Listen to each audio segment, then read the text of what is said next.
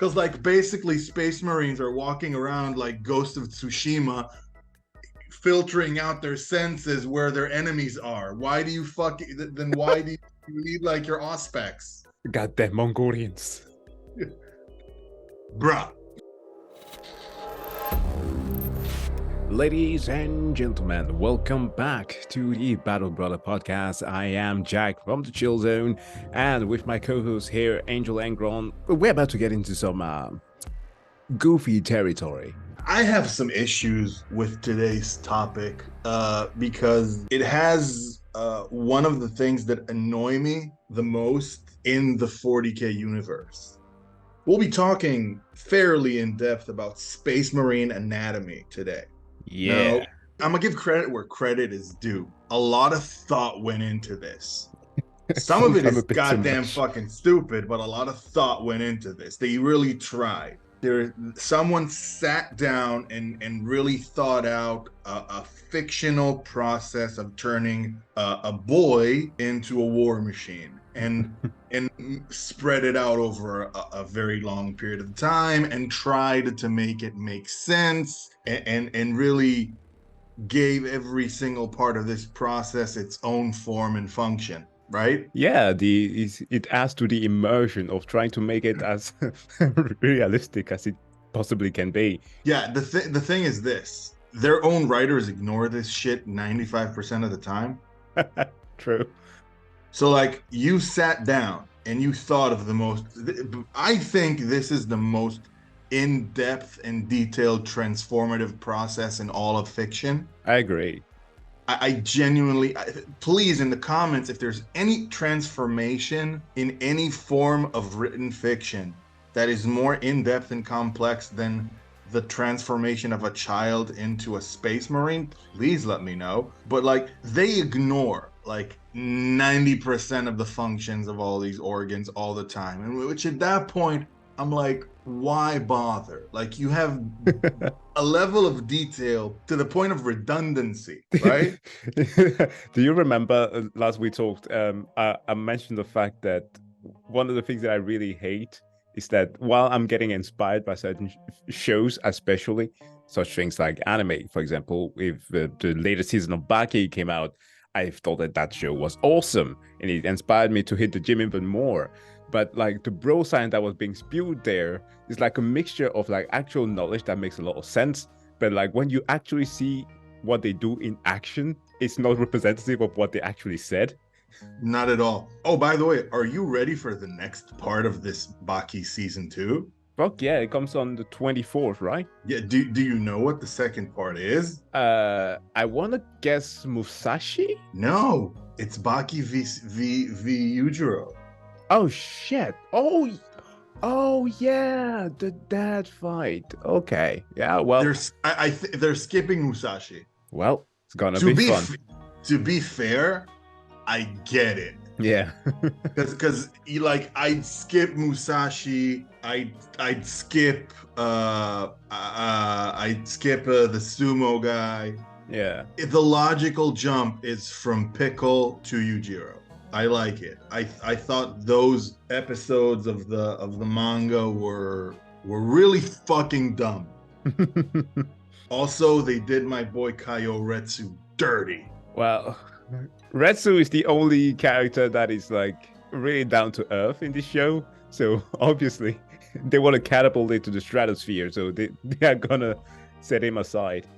And I think they weren't really prepared for how popular Kaio Retsu was gonna get in the anime form. Yeah. But that's my dude. I really like Retsu. He's a true gentleman. Yeah, he's like the one sane guy in that entire situation. Oh boy. So Space Marine creation and anatomy. Yeah. The biggest pile of pseudo medicinal mumbo jumbo in all of science fiction. It's fucking great, man. It's insane. It's fucking nuts. So an overview of what does it mean? The transformation of a child into a space marine after the vetting process, after the genetic testing that some chapters do to make sure that a child's DNA is pure and all that nonsense. we go into a period of time that transpires between the ages of ideally 10 to 18. Yeah. Okay. Some situations it will be a bit more put together than that. Other situations, it could be spread out a bit later, or it could be done later in life. But ideally, for example, how the ultramarines would do it, it would be between the ages of 10 to 18 for everything to come together as seamlessly as possible. Yeah, because Yeah, it's kind of like important to know a general understanding of how things work. Different chapters obviously recruit differently and also undergo certain transformations in different ways. absolutely. Also, it varies if we're talking about a standard Space Marine and a Primaris Space Marine, because that's a thing now. Yeah. So the Primaris Space Marines have 3 extra organs to implant. They get that extra juice. Yeah, they get that Belisarius daddy juice. But some of these things are not like, there are between 19 and 22 different implants depending on the chapter and if it's Primaris or, for example, Space Wolves have their own fucking thing, the Canix Helix. Yeah. The Blood Angels have Insanguination because ooh, we're creepy vampires. Ooh. Yeah, coffins. And you know, the Canix Helix for the Space Wolves is to give them a reflex reaction every time someone plays Who Lets the Dogs Out. Now, a lot of these phases between 1 and 19 or 1 and 22 happen in groupings. Like, it's here's a few surgeries between this age and this age, here's a few surgeries between this age and this age, and thus we create a Space Marine. Now, the process, when you think of it, is fucking awful. Okay. Yeah. Now, you know what the first thing they do if you're not a Space Wolf? Because if you're a Space Wolf, the first thing they do is they give you the Canix Helix, right? Yeah. And if that doesn't fucking work right, you turn into a fucking wolfen. Yeah. Like, gee, thanks, Dad. They're literally throwing you out to the wolves. Yeah, quite literally. Now, the first thing is a secondary heart. Yeah. That's quite simple to understand. Gives them a reserve in case one heart gets damaged, improves their blood flow. That's all fine and well. It's also very necessary for them to have this extra heart to survive all the coming phases. Now, I mean, when you're getting pumped with all of the extra steroid, you're definitely going to need something that's going to sustain the blood flow. Especially. Yeah. Now, this is phase 1. Phases 1, 2 through 3. Goddamn, that's a mouthful. Can be introduced ideally at the same time, anywhere between the ages of 10 to 12 years old. Yeah. Now, you can ideally use phase 1, which is the secondary heart, all the way up till 14. But the other 2 phases that we're going to get to soon are not ideal between the ages of 13 and 14. So, just like the cigarette industry, the younger, the better. God, that was a 90s reference if that was ever one. I'm aging myself. So the second one is where we start with the bullshittery and the box. The second phase is called the osmodola, right? Oh, God. Which is a complex tubular organ that basically affects bone growth and density, and it's the reason why Space Marines have basically a bulletproof vest for a rib cage. Chest plates, yeah. The Empire is fucked up, man. Yeah. Now, some chapters have very specific mutations. For example, one of the most disliked chapters, the Black Dragons, have a mutated osmodola, which results in bones growing out of their foreheads and elbows and forearms. That's fucking ridiculous. Right? That's insane. Well, so wait, hold on. Yeah. Sorry, the Black Dragons are basically Wolverine. Kind of, but they can't, like, it's not retractable. Like, it's there. Like, it pushes through their armor. Like, their armor is designed around their bony protrusions. God damn. It's fucking awful. Oh my God, they look like what's the name? Obviously, yeah, I get the dragon reference, but it made me think of that the reindeer tail of the boy that was born half human, half reindeer. Oh, sorry, that's the only visual that I got. you know what it reminds me of? No. Some kid likes 40K, but also likes Mortal Kombat, so he fused Black Templar with Baraka. Oh my god! I swear that must have been the idea that they had in their office. Has to be, fucking has to be, and it's awful, and it's so dumb. It's really dumb. It's really dumb because like we're talking about like in a society where suffer not the unclean to live is something that a lot of chapters believe.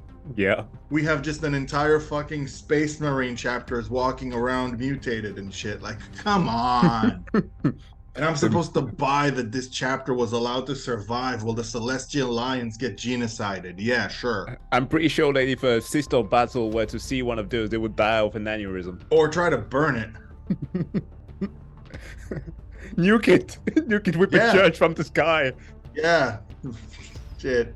It's fucking dumb. Now the third phase is something that varies between a normal Space Marine and a Primaris. Because if you're a normal Space Marine, which they don't really make anymore. At this point, it's all in the lore, it's all Primaris Marines, right? Yeah. So if you're a standard Space Marine, you'd have one organ, which called the bioscopia, which goes into your chest cavity.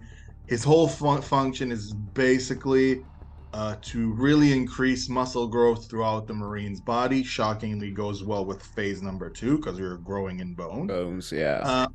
And also serves basically to form a hormone basis for a lot of the later implants.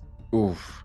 Which, just as a quick side note for people listening, this is being done on children. We're talking about that 9 to 10 kind of age. So the body is not supposed to grow like this. So usually, like cases that are in real life for people that have experienced something like this usually are those who have like that myostatin deficiency, like those kids that have like abnormally muscle density. Problem, however, with that is that since they're growing so fast, the body cannot keep up, and they tend to have like malformation. They end up looking pretty ugly. Yeah, they look fucking awful. Yeah. Elephant Man shit. Like it really changes from book to book how Space Marines are described, but like in the original lore, most Space Marines looked like Quasimodo. Yeah. Like sanctuary. It's like really, they were horrific. But in the newer lore, Space Marines are handsome but exaggerated in size, and that doesn't really apply to what they're supposed to be, because like we're talking about something that's a surgical mess. How is that handsome? But like it's like the newer lore, you can see it in what book, Horus Rising, when the Remembrancer sees Loken with his shirt off and she's in Mirren, bro. Yeah. Like he should be fucking terrifying. There's nothing pretty about his physique. Like there isn't. Even like when they started giving Primarchs more personality and personal flavor, they started kind of drizzling that down towards the other Space Marines, and kind of like the named Marines are all of a sudden these people that like fucking Grimaldus takes his helmet off and everyone tells him how pretty his fucking eyes are. I know. Jesus Christ, that was a moment in Hell's Reach that I wanted to throw myself off a fucking window. I mean, like, perhaps the case could be made that just like some Space Marines are like the promotional material, you know? That I don't care. Like he's the outlier. If the 8-foot tall homicidal zealot takes his helmet off, I'm not flirting. Like, oh, you're such a handsome fucking genocidal maniac. Fucking hell. It's so dumb. There are 3 extra things that go into this point if you're a Primaris Marine. and like their phases 3 alpha, phase 3 beta. Just it's sinew coils, the Magnificat, and the incredibly narcissistically named Belisarian furnace. Right You now, need to copyright that. Yeah, I believe copyright law in the 41st millennium is a bitch. So sinew coils are the only cybernetic inside a space marine, and this only applies to Primaris.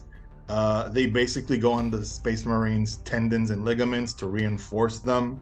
Yeah. And enable them to contract more strongly, creating the strength difference between a space marine and a Primaris marine. Yeah. And giving their musculature another layer of defense. The Magnificat is basically it's basically a GH amplifier. This is what enables them to grow further and be 8 foot tall instead of 7.5 foot tall. Yeah. It's it basically amplifies the operation of the osmodola and bioscopia. It's this, we're getting silly at this point. And then we get to the one that offends me the most. Oh no. Right? The Belisarian furnace. Of all three, it offends me the most. It's also known as the revitalizer. This is a dormant organ that connects to both hearts. In times of extreme stress or trauma, it expels self-manufactured chemicals similar to combat stims that also aid in regeneration. So after it's activated, it will fall dormant again and take time to rebuild and resupply its hormone levels. And there's not a lot of information on when this implant normally get put in together. It appears to lack its own phase, so let's assume it goes in phase 3. Now, yeah, that makes sense. There's now, up until this point, a lot of these made sense. A lot of what's gonna come really soon doesn't make a lick of sense. It's where they graduated with the PhD in bro science. This is where we graduate into full-blown space fuckery. So, no, not all of them, but some of these are just goddamn fucking stupid. The next one, which is phase 4, is hemostamen. I don't know how to fucking pronounce it. Oh, hemostamen. I know this one, that the name alone hints to blood. Making blood, right? It basically enables their blood to carry more oxygen, and that's basically that. So this is not one of the offensive ones, but the one following that on phase 5, this is where we start getting offensively stupid. I'm imagining one thing. So because I rewatched parts of Angels of Death recently, since it had that kind of Sin City style, the black and red and white, obviously, because the blood carry a lot more oxygen, it means that the blood should be redder than normal. So like, if they were to like I don't know, continue making more in that series, we should see more blood flowing. Like, that would be very much in part with the actual anatomy of Space Marines, just seeing everything that covered in red, because that's how bright red the blood is. Yeah, that's a fairly good point. Now, are you ready to get real stupid? I am. So the next phase is the Laraman's organ. Okay. You're laughing because you know what the Laraman's organ is. Kind of. I think it's like for healing, right? Oh, this gets really dumber than that. Shoot. So the Laraman's organ basically works as like an instant coagulant for injuries. Oh. So basically this makes almost any I'll give you the detailed explanation. This is one where I'll quote verbatim because it's so fucking stupid. Okay? Yeah. The Laraman's organ is a liver-shaped organ about the size of a golf ball. This implant is placed within the chest cavity and connected to the circulatory system. It generates and controls Laraman cells, which are released into the bloodstream if the recipient is wounded. They attach themselves to white blood cells in the blood and are carried to the site of the wound, where upon contact with air, they form a near instant patch of scar tissue, sealing any wound the Space Marine may suffer, acting like platelets, only better. Oh, God. I told you we were going to get silly. Not even that. That's kind of nasty, isn't it? Like, okay, I get perhaps that if it was something like a coagulant, that would make sense. Like, okay, oh, I lost an arm. High fives are gonna suck now. Then if the blood just coagulates, that's kind of cool. But like, if it covers in scar tissues immediately, like Space Marines are basically like, well, we kind of know that a bunch of them are super ugly, but they're covered in like the ugliest scars because it doesn't take time to heal properly. Yeah, this is why some Space Marines are scarred beyond recognition. Jesus. Oh, sorry, my Emperor. It gets worse. Oh boy. The next one is the catalepsian node. This basically allows them to function in sleep deprivation, right? Like this basically allows this is so dumb. This allows a Space Marine to sleep and remain awake at the same time by like sequentially switching off areas of his brain. That's some Batman bullshittery right there. That's some fucking micro sleep bullshit. Now, this doesn't replace sleep entirely, but it increases a Marine's survival chance by allowing basically brain recovery while at moderate rest. This also means that a Space Marine doesn't really need more than 4 hours of sleep a day and can potentially go for 2 weeks without sleep at all. Jeez. I told you, we're going into bullshit territory and it's not getting any better. Now, the next one is not really as offensive. Basically, it's called a preominor. I don't know how to pronounce it. How is it spelled? Preominor. Yeah, I think. It's basically something that protects a Space Marine digestion if they eat something funky. This is really this is like, okay, fine. Oh, it's one of those like, oh, you're lost in space, so instead of dying of hunger, you can just eat a little bit of this Xeno's meat. Yeah, and if something is spoiled, then you won't have a tummy ache because it's like its own decontamination chamber inside their stomach.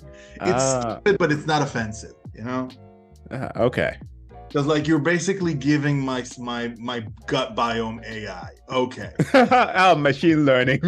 Yeah. We feed it with more.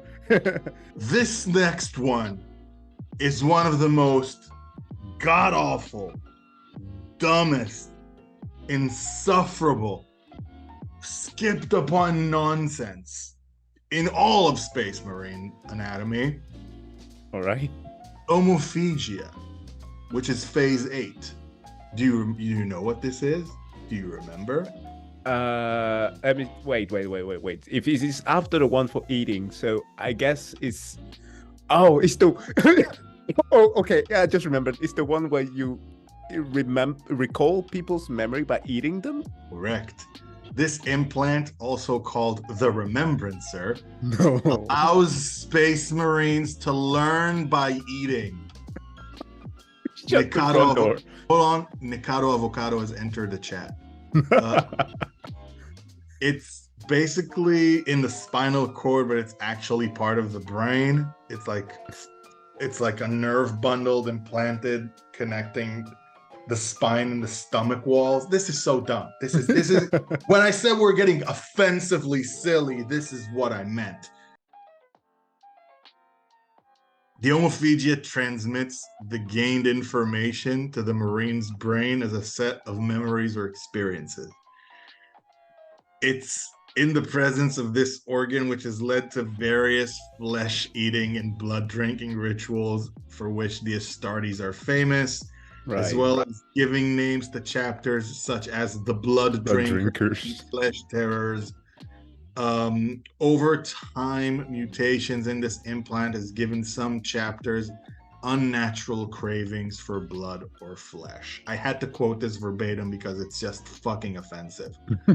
Known mutations are the blood angels that have an overactive homophagia, but whether or what extent this is relevant to their ingrained flaw from sanguineous is unclear. Yeah.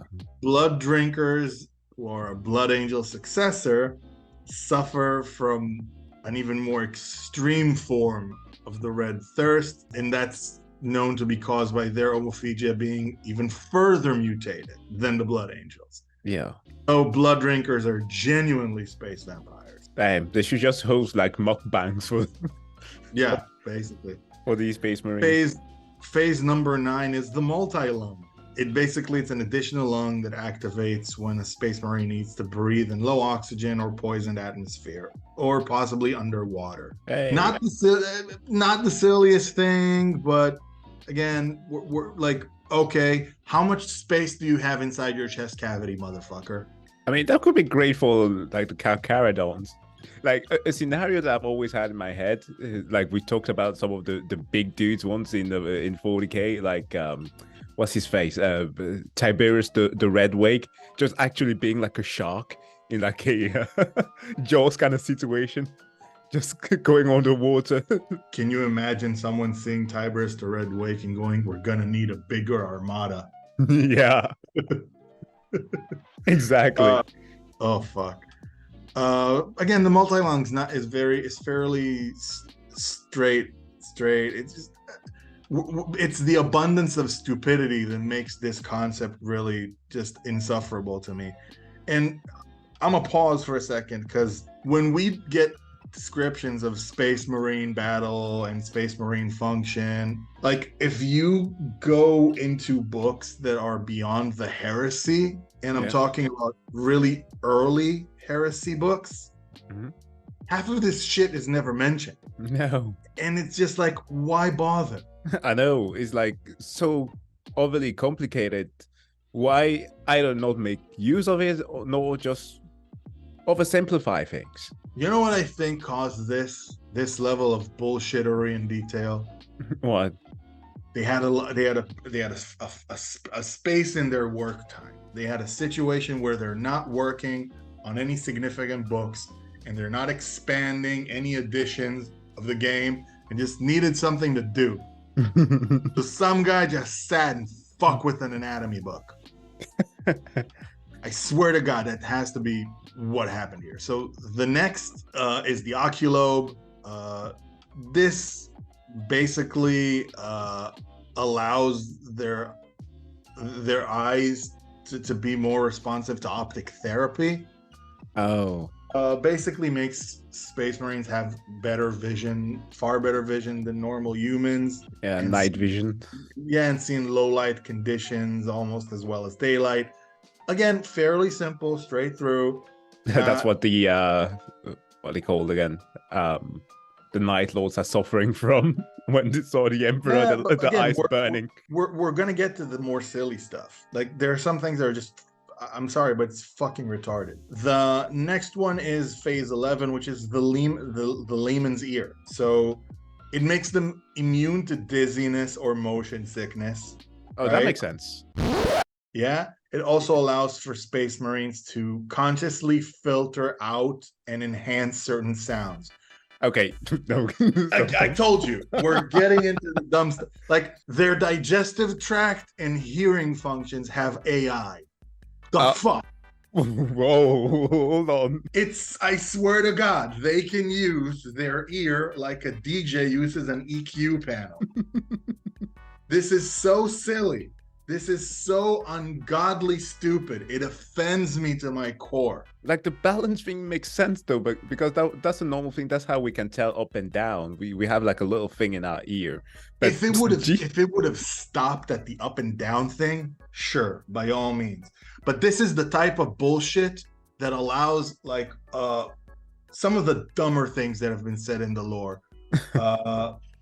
when I think it's Camba Diaz that comes across the survivors from the Astra Militarum in the Siege of Terra. Yeah. And he says to the survivors, "I could hear your heartbeats 500 meters away." Fuck off! Shut the fuck up. Fuck off! My spider senses were tingling.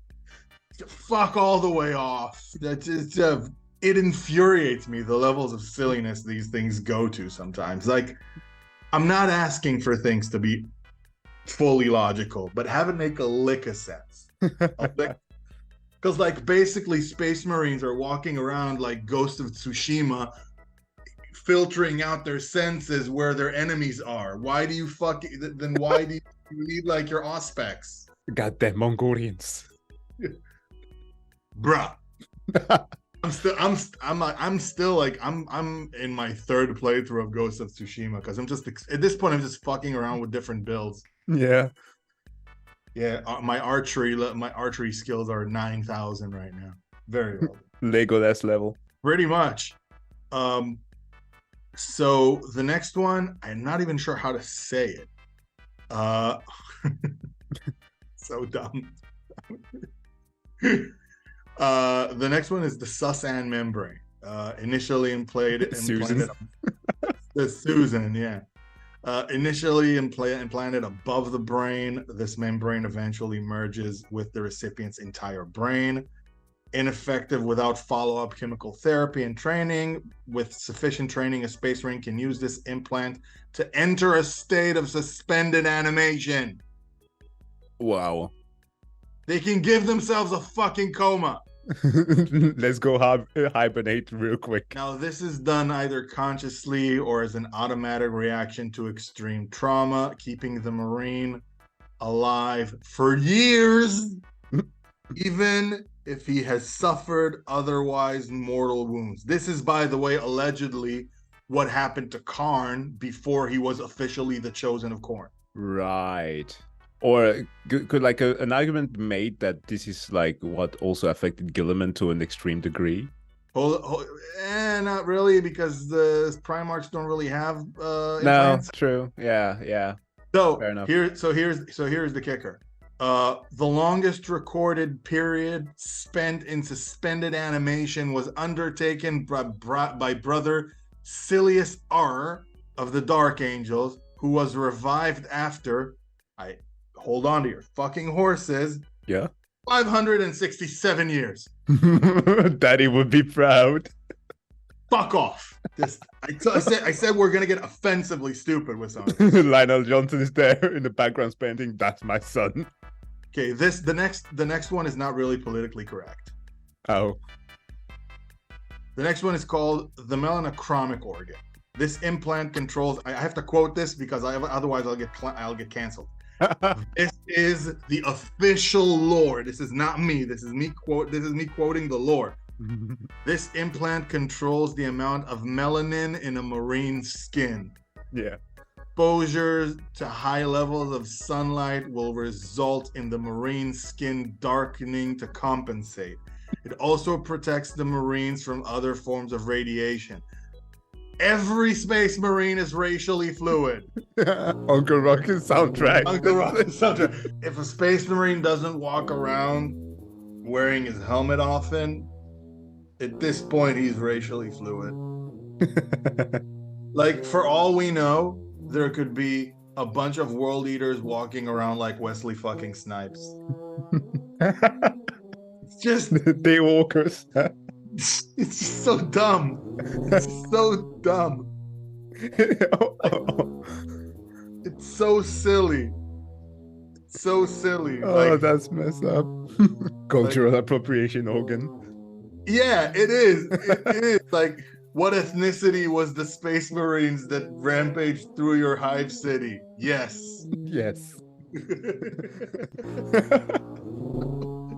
It's so dumb. Like, you know what this lets me think? What? It's like the silly Brits at GW going like, how do we justify black people in space? Oh God. You You know what? That just triggered a memory of mine to just one of the worst movies I've ever watched from Eddie Murphy called Pluto Nash. I've never seen it, but I heard it's awful. It's so bad. The literally only scene that that's in it that's good.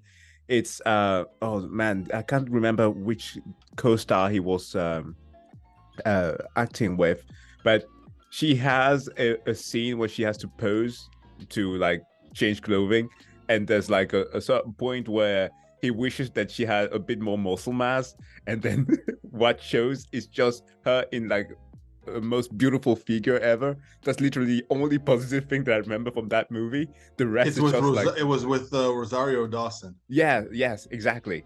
Thanks. The rest is just no. Just no. Put it in the trash. Listen, a lot of Eddie Murphy movies are like that. Like if there was a period of time where he would take on any script.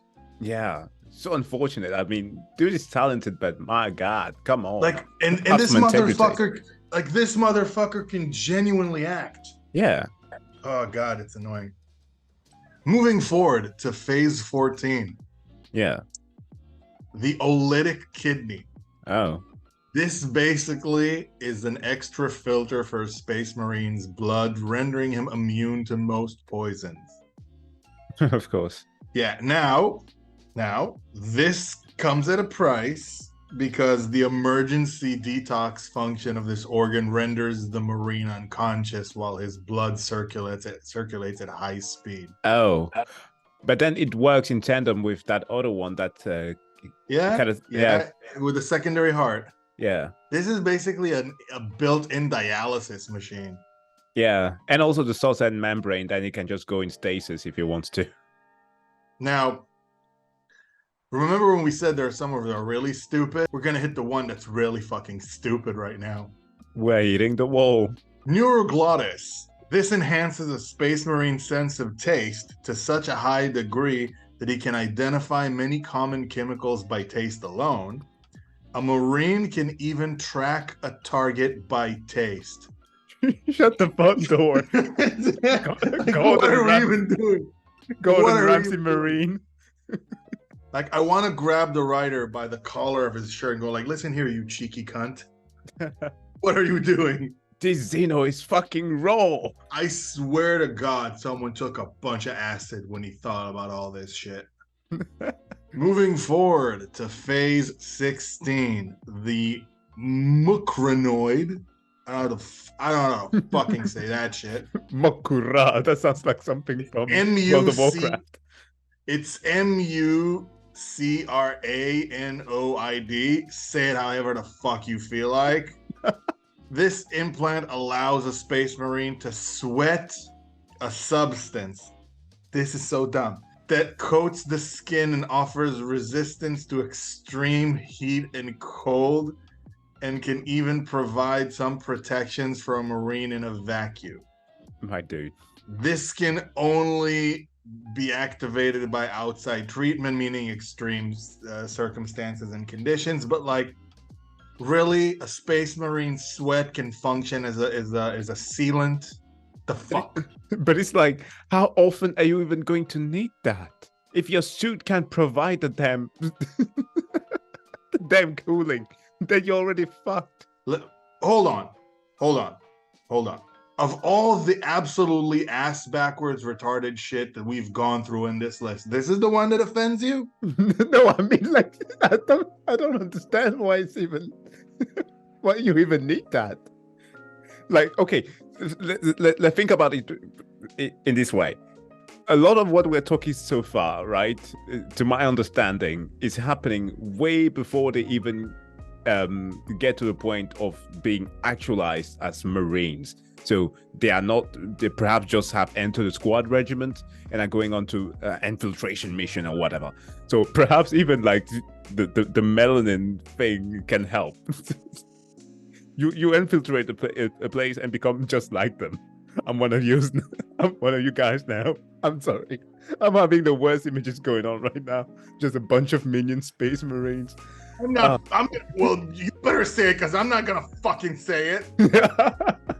Fucking clone troopers. With my uber European looking ass? No. Jesus Christ. But yeah, the coating with sweat.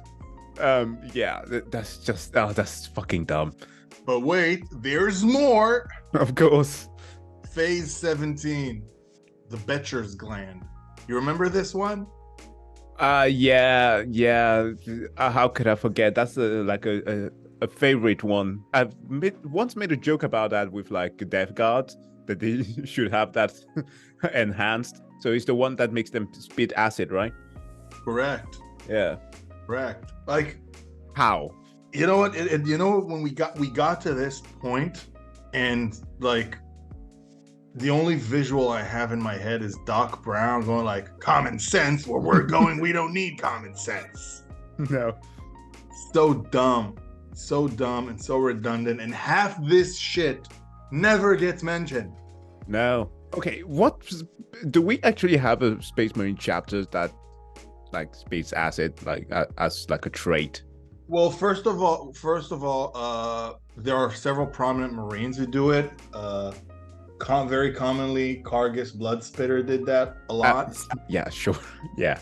So there are a few named Marines, even like Loyalist Marines, that have done it in the books. I think at one point a named Primaris Marine from the Ultramarines did it during Dark Imperium. I don't recall specifically.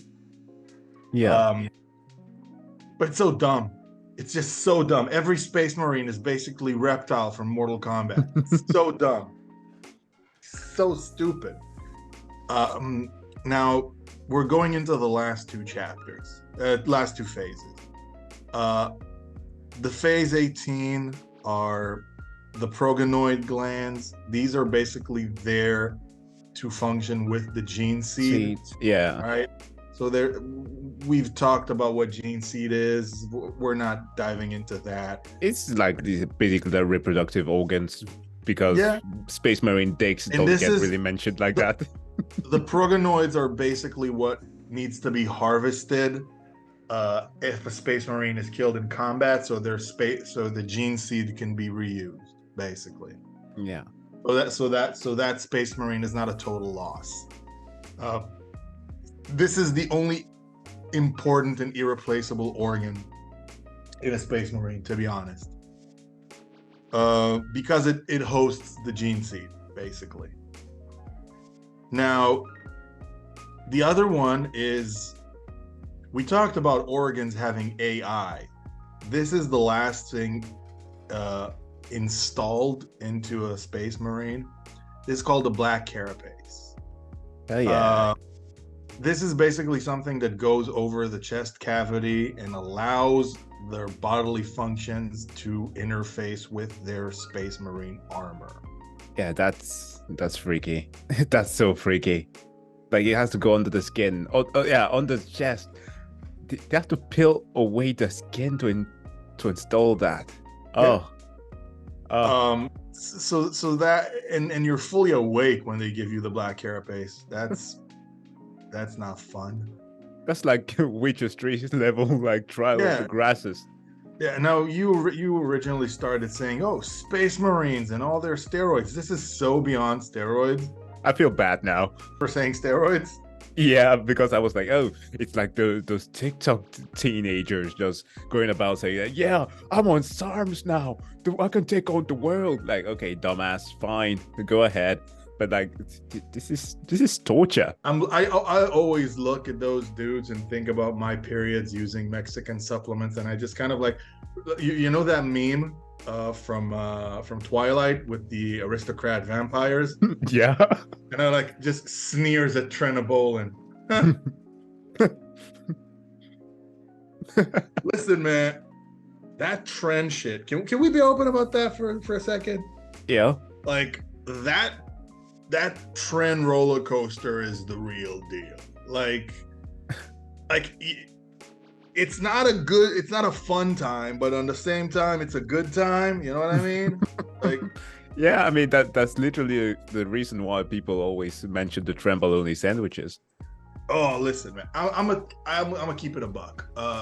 of all the ridiculous out-of-pocket shit I did while experimenting with extracurriculars for powerlifting and bodybuilding and shit, Trenbolone was the only one where the side effects were genuinely nasty. Like, you know, the night sweats. It's the only thing that genuinely made me more aggressive than other things. Like, I was on fairly copious amounts of testosterone and I was fine. Yeah. But like, you put a little tren into the mix and I was like a rage attack waiting to happen. Damn. Ticking time bomb. And it's not everyone responds the same, but on the same level, you'll find a lot of pro bodybuilders. I think even C-Bum said it a while ago. Yeah. Like, they won't fucking touch tren. Like, it's just not fucking worth it to them. It's an exceptionally effective chemical, but man, is it it's the side effects, man. Like, the most egregious one I had with tren was like, it was summer and I was dieting and I was in a room with the AC on mega cold and I was just like sweating my ass off trying to sleep. Jesus. Yeah, that was so super unpleasant. Yeah, it fucking sets the body on fire. Like, your body's not supposed to be operating like that. No, but like, when you like, but tren allows you to do some really weird shit with your body. Like, I was dieting and I lost like, there was a cocktail of drugs involved and a lot of hard training, but like, I lost 3% body fat while gaining 2 pounds. Like, shit like that. You know what I mean? Yeah. Like, there's a lot that goes on there. It's just wild. It's fucking wild. For people who want to understand the chemical reason for that, well, first of all, let's start with Trenbolone not really being designed for human beings. No. It was designed for livestock and the horsies. Yeah, no, it was designed for like fucking Belgian blues and shit. Not horses, just straight up livestock. Wow. Okay. Yeah, like, it was designed to beef up cattle. There is something in chemistry. This is the one thing where I can out-science you. Because like, you know your physics, but I know my biochemistry. In chemistry, there's a thing called anabolic and androgenic ratio. So the base measurement for it is for, let's say, testosterone, which has an anabolic and androgenic ratio of 1:1, let's say, right? Yeah.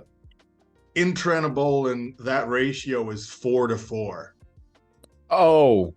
Yeah, so it is 4 times more anabolic and 4 times more androgenic than straight up testosterone, which means it's 4 times more prone to all the good shit that you want out of anabolic steroid, but also 4 times more likely for all of the emotional roller coaster and fucking ridiculous side quests of side effects that come with anabolic with androgenic imbalances. Oh, Jesus. Yeah, it's when I say it's a ride, it's a fucking ride. Shit. that was a tie-in. Dude, I'm just happy that you are here. Yeah, like, when I look into some of the ridiculous shit, now I didn't go on that roller coaster for a long time. Like, if I have to like kind of like time cap my extracurricular use, it's from the age of 19 to about 26. Yeah. So that's like 7 years where I'm constantly on and off steroids. And I definitely experimented. So the fact that I am now 35 and my testosterone is regulated and I have no lingering side effects is a lot of good luck. Yeah. You know, because I fucked around and almost found out a few times. Yeah, but that's also, I want to make sure for people who, before people give like the side eyes, because we talked about me competing in Brazilian Jiu-Jitsu, when I was doing steroids, I was involved strictly in a competitive level, strictly with powerlifting and bodybuilding, where everyone is doing steroids. So please, just I was not competing in jiu-jitsu back then. Nice. I'm not doing this shit for jiu-jitsu. It's not fun. It really ain't. Like the most I'm willing to do is like in the next, like, I don't know, 5 years, maybe I'll go on TRT if I feel like I really need it. Mm-hmm. Yeah, I mean, it makes a lot of sense, like when you get into the age when the body really starts not working properly. Like I saw this clip once, you know, Dr. Mike from YouTube. Yeah, Yeah, Mike is retired. Yeah, he was like doing. He's my favorite Russian Jew. Yeah, yeah, he was doing like an interview with some influencer who was like, "Yeah, I'm on TRT," like some young dude, and who was like, "Yeah, I just went to the doctor and I told the doctor just hit me up," and he started just telling him about the side effects and how their heart is getting affected and everything, and even how it affects your reproduction. And dude was like, didn't think about that. I was like, brother, come on. How do you not go through all the checks before you actually make a decision like that at such a young age? Also, like, people use that term for TRT as like a really blanket statement for a lot of, like, in reality, TRT or HRT are designed for something very specific, right? Yeah. I'm gonna get a bit sciencey now, if you don't mind. Go ahead. The purpose of testosterone replacement or hormone replacement therapy in these parameters is to put your hormones level within the norm of, let's say, even like your previous age bracket. So the average male will have at any given moment anywhere between 130 to 140 basically depending on the measurement unit, but let's say, for example, if we're comparing it to injectable testosterone, anywhere between 120 to 140 milligrams of testosterone in their bloodstream, right? Of free testosterone. Yeah. So in comparison, like a normal testosterone injection, depending on of like a long ester testosterone, like N-theta-cypionate, will be 250 milligrams. Now, in that 250 milligrams, the ester has a certain chemical weight. So we're talking about roughly a net 180 milligrams of testosterone out of that 250, give or take, right? Yeah. You are not expecting this level of chemistry from me. Absolutely not. But it's great. It's great that you know your stuff. That's like, I can actually like believe that, okay, you made decisions that you are aware of. So that's I think that the fact that I'm obsessive in learning about things is the only reason why I'm alive, considering all the dumb shit I tried with with steroids. Because like when things did not pan out, I had the backup knowledge to kind of course correct without having to run to someone for advice. Yeah. So that's that. And things sometimes went sideways. I can definitely tell you, like, yeah, I don't feel like I should be feeling X weeks into a cycle. I'm gonna taper back and or remove something. Like, by the way, that's why people stack in phases a lot of times, at least for the first time when they're using something. I see. Like, if you're an experienced user and you know how your body reacts to certain things and how they combine in your system, like, you could start your cycle with 2 to 3 compounds working together, right? Yeah. But if you're new or you haven't tried something before, you add it kind of separately to see how this affects you. Yeah. Like, that's the reason. Yeah. Yeah, that's what little Timmy, who is undergoing his trials there as a space marine, does not know. Oh no! No. He gets fucked. Yeah, man, this episode did not go in the direction that I thought it would, but I don't mind. I definitely feel a responsibility to share. Like the beautiful thing is this. All right, this is one thing that I want to give props to the bodybuilding and fitness industry that have, for better or for worse, become more open in the last, let's say, 8 years. Like, you need to, if you scale it back like 3 Mr. Olympias ago, which was 5 Mr. Olympia goes, which was Ronnie Coleman, right? God. Ronnie Coleman was still denying being on steroids. Like, and this dude looked like, he basically looked like the Thing. He looked like he ate Bookie 98. He looked like he ate 2 biscuit olivas. Now, and then, you know, Jay Cutler kind of insinuated the things, but he kept it close to his chest because, you know, sponsorships and shit like that. People really started coming out about things, and what they did were, first of all, Lee Priest always talked very openly, guys like him, but like really upscale competitors, even fucking C-Bum right now, talking very openly about steroid use. I think there's a pro and con to it. The pro is that people don't have unrealistic expectations for themselves. Yeah. Because, like, sure, the fact that back in the day, people that would take fucking 10 IUs of GH a day would market supplements like, yeah, this is the only shit I'm taking. Like, fuck all the way off. And obviously people who are in the know, but like there's a lot of first-time trainees, gullible teenagers, people who don't bother to do their research, people who don't have the right people around them to understand what goes into like a serious bodybuilder lifestyle. Like, yeah, that's just, to me, that's fraud, you know? Yeah, it is. Yeah, that's the aspect that I hate about it. Like, just the lies. Be transparent.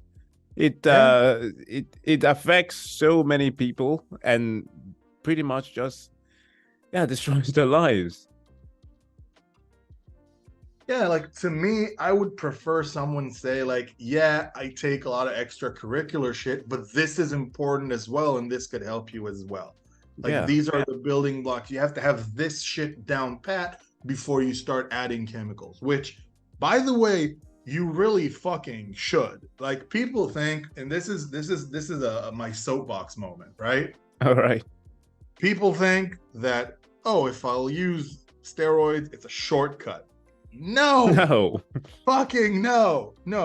What it does, it opens the door for you to things that you wouldn't be able to do otherwise. Yeah, exactly. But it raises the ceiling, but you still have to build the fucking room. You have to train hard. You have to eat like a maniac. You have to eat right like a maniac. Because it's a freaking obsessive lifestyle that people often just seem to forget, and those who can't keep up just get hit with those side effects even harder. Like, it's also like you have to have understanding of your nutrition and supplementation beyond chemicals. Like, if you're doing the fitness lifestyle in a very obsessed way, like a lot of people do, it's a very limited nutrition manifold, right? Yeah. So like your diet might be lacking in a lot of things.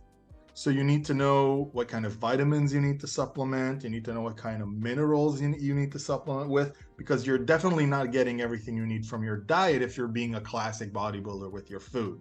Yeah.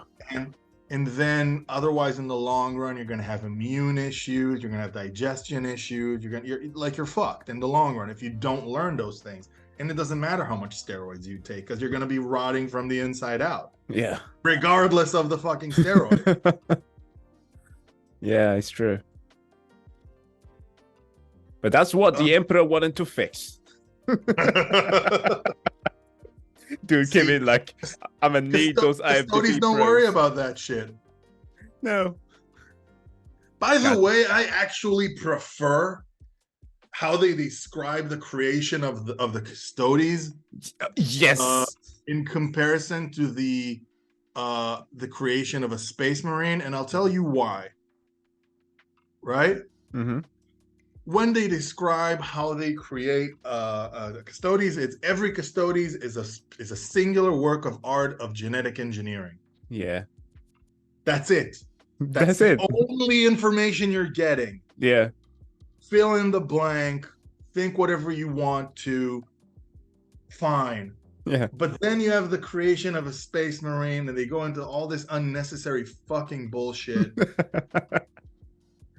And like half of it never gets used. 2/3 of the writer forgot like 1/3 of it.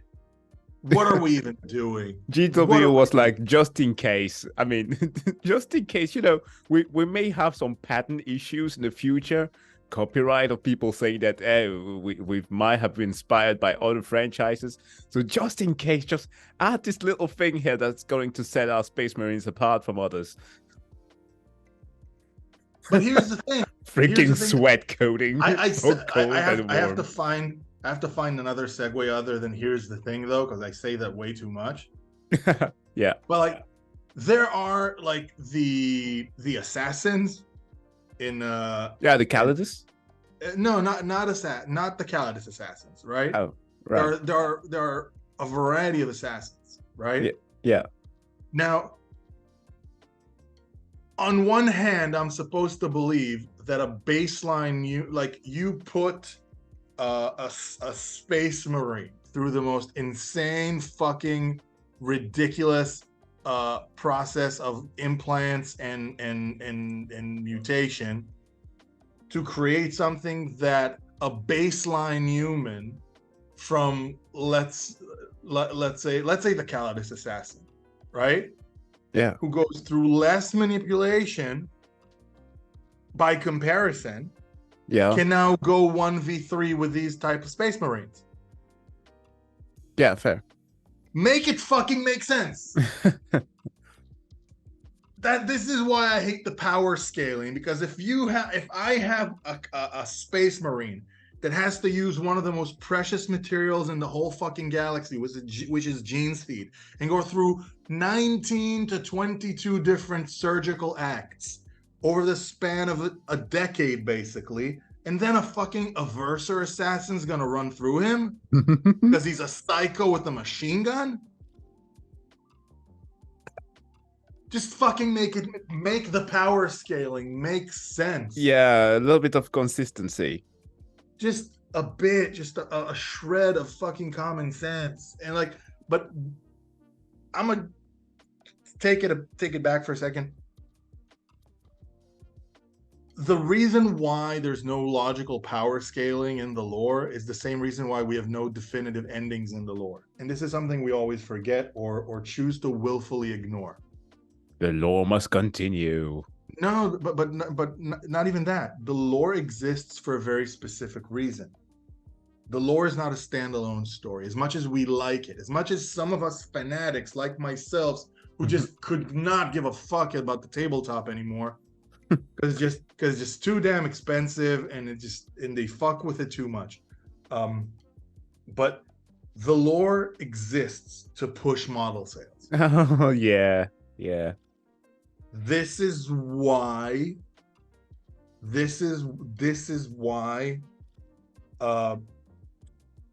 no faction can suffer complete devastation. This is why chaos can never win. This is why the Imperium can never win.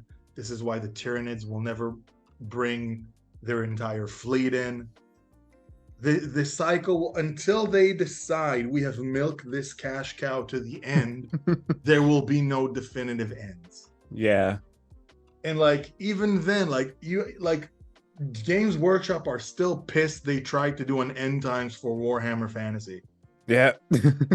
Like, they backtracked on that shit so hard with Age of Sigmar. Yo, my dude. That's why I had to make like an Age of Sigmar video the other day, bro, on the upcoming game. Like, I find that one to be super interesting, but I really want to see what GW is going with Age of Sigmar right now. Age of Sigmar offends me so much. Like, there's so much dumb bullshit in Age of Sigmar. They just like, they have the Sigmarines. The Sigmarines. The Stormcast Eternals, right? Yeah. They're like so stupidly OP. Forget the custodies. Those are the real ones. Dude, like some units in Age of Sigmar are so OP that it makes 40k demon shards blush. Yeah. It's just so dumb. Like this is why I like Dungeons and Dragons, because power scaling makes sense. Yeah. Just make it fucking make sense. How's Baldur's Gate coming along for you? Baldur's Gate is so great. I've finally entered Act 2, and I'm planning on making a video for next week, just to like share impressions of it. I started watching your stream, but I kind of had to leave it. Did you eventually go with the Bard or Paladin? I went with the Paladin look. Yeah, it's my boy. That's my dude. Paladins for the win. But guess what? Turns out that 70% of people are playing Paladins, so I no longer stand out. Let's just continue that. No, but there's a reason. You know why 70% of people are playing Paladin? Why? As a unit within the rules of the D&D universe, Paladins are OP as fuck. I know. That's like, what I'm in my current extra nerd moment. I play D&D actively. I don't know if you remember. I know. Yeah. In my current party, I play a paladin, but in order to make it interesting as we move forward in levels, we kind of made my paladin be like a rogue paladin, kind of like dishonored and thrown from his order, kind of like on a penitent crusade. And you know what's funny? There's actually something that you can do similar to that in the game. Of course, because the game has like 20,000 different options. It's fucking polished, man. I love it. This is why it took them like fucking 8 years to make the game. Yeah. But so like when you have a character that's like a banished paladin, he loses a lot of like his holy powers, at least for the duration of that penitent crusade. Yeah. I'm oversimplifying because otherwise we'll be here for a while, but that at least makes it interesting.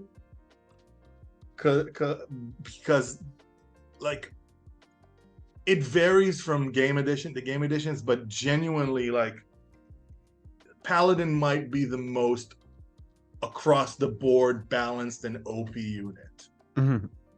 Which is, it's arguable. Some people might say other things, but like, yeah, like, he can do so much. A Paladin can tank, can use spells, can use holy weapons, is immune to a lot of things. It's just fucking ridiculous. But playing Paladin in a computer game environment is fun because it truly is.